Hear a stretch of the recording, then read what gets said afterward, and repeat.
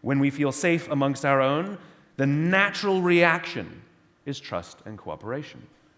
When we do not feel safe amongst our own, the natural reaction is cynicism, paranoia, and self-interest. So the question is, how do you create a circle of safety?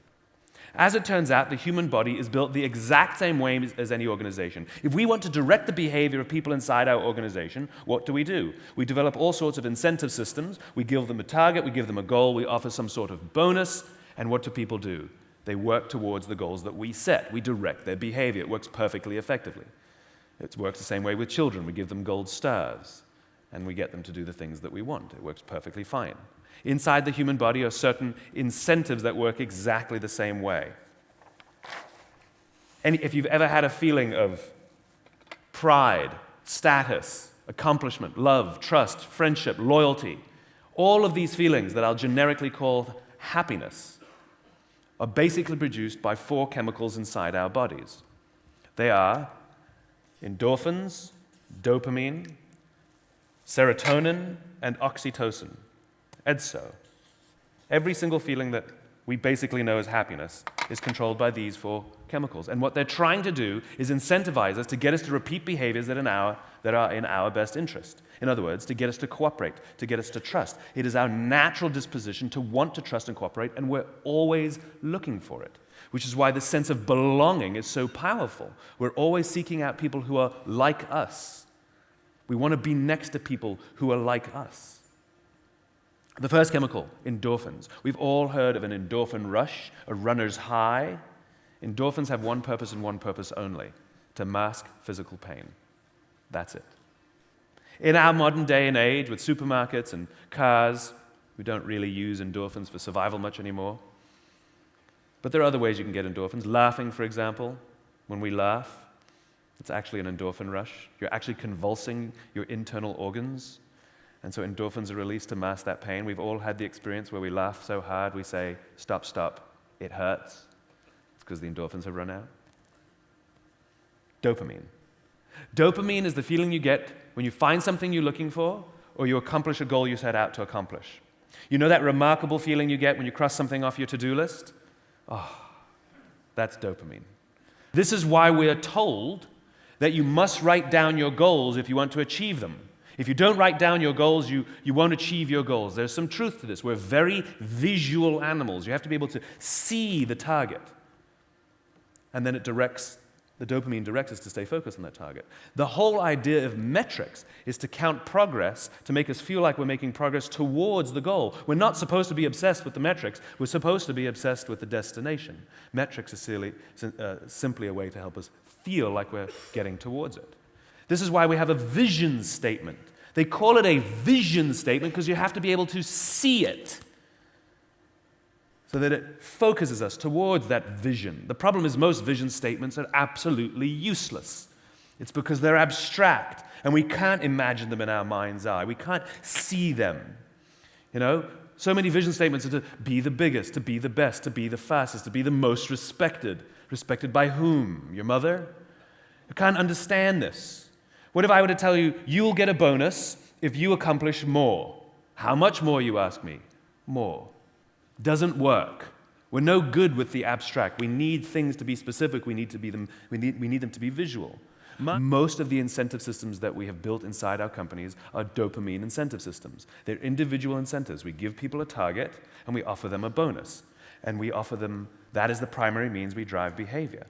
And so what happens is people will do exactly what we want, and they will work for the dopamine, and they'll hit the first target, and then we'll give them another bonus, and we'll hit the second target, and you can become addicted. You can actually become addicted to performance. You can actually become addicted to making the numbers inside a company. And the problem is, like all addiction in time, you actually waste resources, waste time, and destroy relationships. Ironically, it is not the best way to get a company to grow. And the reason is because dopamine and endorphins are selfish chemicals. You don't need anyone's help to get them. Go for a run, work your to-do list, get your goals set, you're good to go. You don't need anyone's help, you can do it by yourself. The problem is the feelings don't last. They're very short term. You lose them quickly. As soon as you achieve something, nobody here is excited about the numbers they hit 4 years ago. It's gone. On to the next. And this is the problem. This is the problem. We actually work against each other. Too much dopamine in the system, we actually become more selfish, not more selfless. And as we know from the circle of safety, as we know, our best opportunities are to work together to face the dangers outside and seize the opportunities, not to work by ourselves. This is why the other two chemicals exist. Serotonin and oxytocin are the selfless chemicals. They are the social chemicals. They are the chemicals responsible for trust and loyalty and cooperation. Without these chemicals, we'd all be working by ourselves and we would not do very well. We're not very good by ourselves. The first one, serotonin, is the leadership chemical. It's this feeling of pride. It's the feeling of status. It's the feeling leaders have. This is why they walk like this. Right? It's responsible for self-confidence as well. Right? If you think about the ways to get serotonin, one of the ways to get serotonin is public recognition. This is why events are very important. Public events, company events are very, very important. Right? It's because when we put a room of our peers together and we single somebody out, we just like to single out Peter. Peter, can you stand up, please? Great job on the meeting today. We just want to say thank you. You did a superb job. Peter feels good. He feels his status rise. He feels valuable. You know, we all want to feel valuable amongst our own tribe. We all want to feel that our work is valued by our peers and our bosses. And so when we have it pointed out publicly amongst the group, it actually makes us feel good and valuable, and others see us as valuable, and we feel our status rise, we feel proud, and it builds our confidence. Serotonin works best when it's shared. What it's attempting to do is reinforce the relationship between parent and child, coach and player, boss and employee, leader and follower. It's attempting to reinforce the relationship between the person who sacrifices so that you may gain and the person who's the recipient of your sacrifice.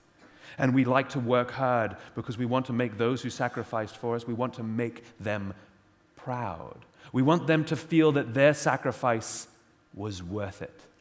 That's why when we give an award to somebody, the first person they thank is God, their parents, their boss, their coach, whoever sacrificed so they could achieve something on this great day. It's the first person they thank. I couldn't have done it without their support, their love, their sacrifice. And if we give it to the boss or the coach, and we give them an award, they stand up there and who's the first person they thank? Couldn't have done it without my team, they say. And the team sits there and goes, we love you. And it's shared. And what we do is we work hard for each other. The person who's responsible and in charge is reinforced to continue to give and see that they will achieve something great, and we continue to work hard to make them proud and prove to them that their sacrifice was worth it. We don't want to let people down. We're not accountable to numbers. We're accountable to people. We're constantly assessing and judging each other. Who's alpha, who's beta, who's dominant to us? It's not a fixed standard. It's a relative standard. If you've ever met someone and you're nervous meeting them, you're not the alpha. We've all had the experience where someone's met us and we can sense that they're nervous meeting us. You're the alpha, right? We're constantly judging and assessing each other. We're hierarchical animals. You can't put a group of people in a room and say, you guys are all equals. It doesn't work that way. We always self-organize. And the reason is because when we assess that someone is alpha to us, we voluntarily take a step back and allow them to eat first.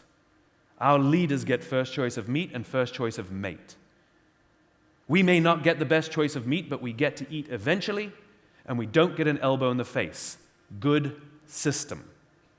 To this day, we are perfectly comfortable with somebody more senior than us getting preferential treatment. Not a single person in this room has a problem with somebody more senior than you making more money than you. Doesn't bother us at all. We might think they're an idiot, but it doesn't actually bother us that they make more money. Nobody has a problem with somebody more senior having a better parking space or a bigger office. It doesn't bother us. In fact, we sometimes expect it. It's because we're proud to do things and shows deference to those more alpha than us, those that we have judged as alpha. And if you're the recipient of that deference, if you're the one called sir or ma'am, if you're the one who gets given a cup of tea as soon as you walk into the room even though you didn't ask for it, if somebody holds the door for you or carries your luggage for you, or you're the one making more money and enjoying all the perks, you feel the love, you feel valued by your tribe, you feel the serotonin, you feel your confidence rise, and it feels good. This is why we're all trying to vie to raise our status in the society, because it feels good. It comes with certain perks. It's good to be the king. And you should enjoy those perks. However, they don't come for free. There's a cost for being the leader, you see. As a Marine Corps general told me, the cost of leadership is self-interest. And he's right. You see, the group is not stupid. Yes, we gave our alpha this preferential treatment. Yes, we gave them first choice of meat. Yes, we gave them first choice of mate. Yes, we show them all this deference, and they get all that confidence as a result of all the serotonin. And the reason is because when danger threatens the tribe, we expect the person who's actually stronger, who's actually better fed, and who's actually filled with all that additional confidence to rush towards the danger to protect us. That's the cost of leadership. That's why we gave them first choice of mate, because they might die first, and we want to keep their genes in the gene pool. We're not stupid. That's what leaders do. They're willing to take the risk and sacrifice their perks or comfort when it matters to protect their people. You should enjoy all the perks, you've earned them. However, are you willing to sacrifice the numbers to save the people, or would you sacrifice the people to save the numbers? Only one of those choices makes you a leader. Oxytocin. Oxytocin is everyone's favorite chemical. It's the feeling of love, it's the feeling of trust, it's the feeling of loyalty, it's all the warm and fuzzies, unicorns and rainbows. Like I said, multiple ways to get oxytocin. One way, physical contact, right? This is why children hold on to us, makes them feel safe. It's why we hug the people we love, because it feels good. It's why athletes high five. It's why when someone's hurt or someone's depressed, we touch them, we kiss them on the forehead, we rub their leg and say, there, don't worry, it'll be okay. We put our hands on our friends' shoulders when we sense that they're tense, because oxytocin relaxes us, and it makes us feel safe, and it makes us feel that someone's there for us. And it gives us the confidence to try again because we know someone's there. You think business is about terms and contracts. It's not. It's about our pursuit to find circles of safety. Business is looking for human relationships to find people around whom we can feel safe. And this is one of the most valuable tools you have. Imagine you're about to sign a deal with someone, and you come to sign the contract. And they say, we're so excited, and you say, we're so excited, and you say, great. And they say, no, I don't need to shake your hand. Let's just get this contract signed and start the deal. And you go, great. And they say, no, I don't need to shake your hand. Let's just do this. I agree to all the terms. You just got all the terms you asked for, and yet their simple refusal to shake your hand, to create the human bond of trust, means one of two things will happen. You will either scuttle the deal, or you will go into it nervous, because they wouldn't shake your hand. Oxytocin, trust, safety. If someone does a good job or you want to criticize somebody, instead of doing it over email, stand up, walk across the hallway, knock on the door and say, nice job today. And if you can't do that, pick up the telephone. Pick up the phone and say, hey, just wanted to say nice job. And they'll say, is that the only reason you called? And you go, uh-huh. And they go, wow, I've done it. Watch it happen. People are amazed that you would spend the time simply to say thank you. Or if there is a criticism, that you would spend the time to pay them the service to do it yourself as opposed to on some email. Leadership is a sacrifice. Sometimes that sacrifice comes in terms of your comforts, your profits. Sometimes that sacrifice comes in terms of your time and your energy. And the best leaders are the ones who are willing to sacrifice for their people. Leadership is a choice. It is not a rank. I know many people at the top of organizations who are not leaders. And I know many people at the bottom of organizations who absolutely are leaders. And when you're willing to do that, and your people feel confident that you would do that, you are rewarded with their love and their loyalty, and they will gladly give you their blood and their sweat and their tears and sacrifice themselves to see that your vision is advanced. And the more oxytocin we have in our systems, the more good we want to do. It actually makes us more generous. And as I said before, it boosts our immune system, it makes us happier, it makes us healthier. Why? Because the human body is desperately trying to get us to look after each other. The greatest feeling we can get is when we do something nice for each other on purpose, so that we will do nice things for each other. And if we see people do nice things for each other, it makes us want to do nice things for each other. Why? Because the human body is trying to get us to look after us, ourselves. Happy people live longer. Happy people, oxytocin also does something to the frontal lobe. It makes you a better problem solver. It makes you smarter when you work amongst people with whom you trust.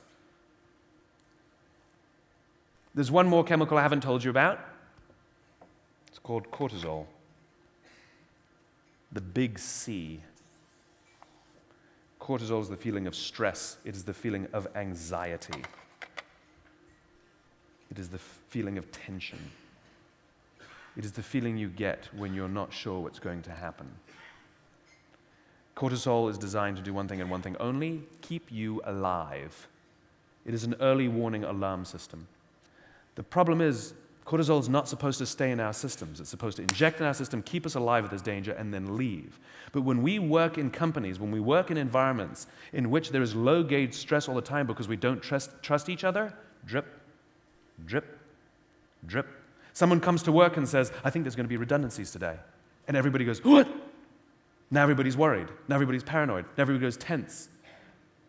And guess what? Nobody's getting any work done that day. Because everything is about stay alive, stay alive, stay alive. We react the exact same way. We become paranoid. I know I shouldn't have spoken up in the meeting. Oh, I knew I shouldn't have done that. Because we don't trust each other. We fear that our leaders would sooner sacrifice us to save the numbers and would never sacrifice the numbers to save us. If we just know that that's the case and it happens every year, drip, drip, drip.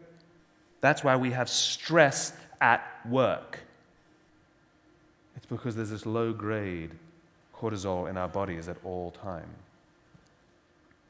There's a problem with that. You see, cortisol is an oxytocin inhibitor.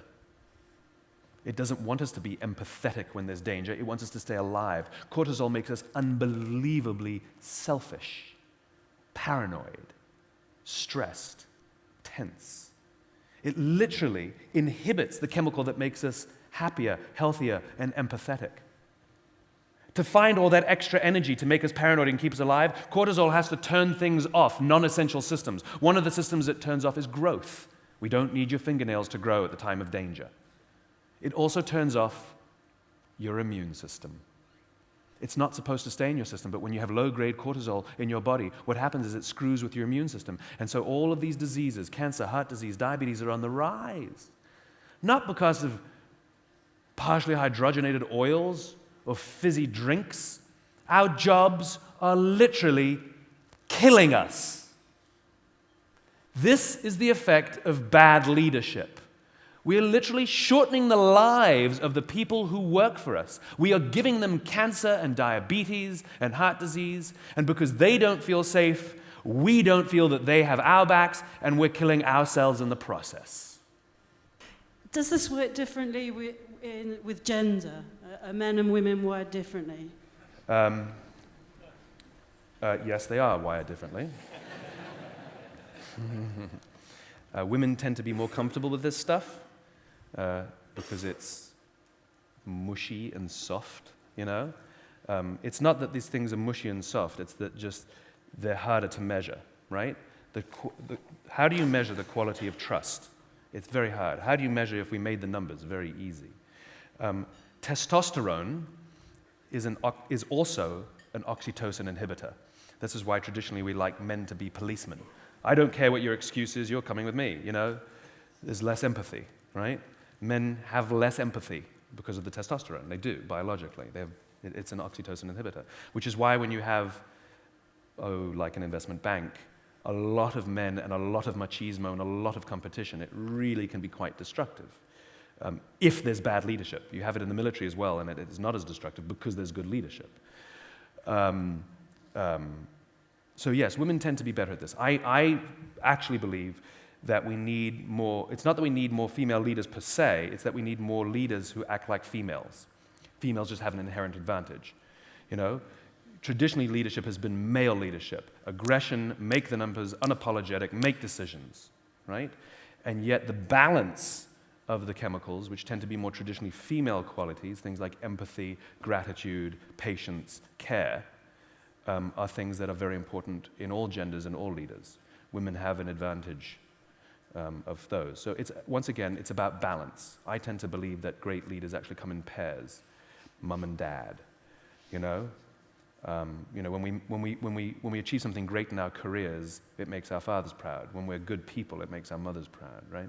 And so I tend to believe good leaders, even in companies, tend to come in pairs. You tend to have the more visionary, empathetic, people-focused. You tend to have the more operator, let's get this done, let's measure everything. And it's the tension of the two that actually make it very functional. It creates balance. Yes? Simon, thank you very much. It's a bit of a follow-on from the last one, actually, but I'm interested in the difference between, or the triggers between, conscious thought and the kinesthetic feelings, Yeah. and how they actually, which are the alpha in there, and which leads which, and how can you turn them on or off? Boy, these are hard questions. All of these chemicals are produced in our limbic brains. And our limbic brains are responsible for our feelings, and it's responsible for all of our behavior and decision making. But it is not responsible for rational and analytical thought, and it's not responsible for language. We share the limbic brain and all these chemicals with all the social mammals. We're all the same. We have a neocortex, which is our Homo sapien brain, which gives us the capacity for rational and analytical thought and language. The problem with being human, the problem with the neocortex, is that we want to make sense of everything, and we want to explain everything. And so when we have a feeling where a gazelle just reacts to the feeling, we want to figure out where the feeling's coming from, you know? And so this can drive us mad, right? And it can actually feed it, good or bad. We create stories in our heads that can really make it quite maddening. What's quite remarkable about the conscious and subconscious brains, if you will, the conscious brain has access to the equivalent of 4 feet of information around you. So this is the information we access when we have brainstormings, or we do the pros and the cons, or we think about the problem, or we access our expertise, right? This is our conscious brain. The subconscious brain has access to the equivalent of 11 acres of information. In other words, every lesson you've ever learned, every experience you've ever had gets stored away. And the reality is the value of the brainstorming session is actually not the brainstorming session, it's the asking of the question, because your subconscious brain will continue to think about things, not really think, but think about things, even when you're not thinking about them, right? But if the question's never asked, it won't. So the value of the brainstorming is the posing of the question. And then when you're lying in bed, or go for a run, or in the car, or in the shower, all of a sudden you go, oh my God, that's the answer. Right? They come from nowhere. They didn't come from nowhere. It's because your brain is always working out problems and posing the problem at work and then allowing it to sit allows your brain to go into all those other experiences you've had and know what to do. This is why experiences and curiosity and talking to each other really matters, because you will file these things away and you will access them when you need them.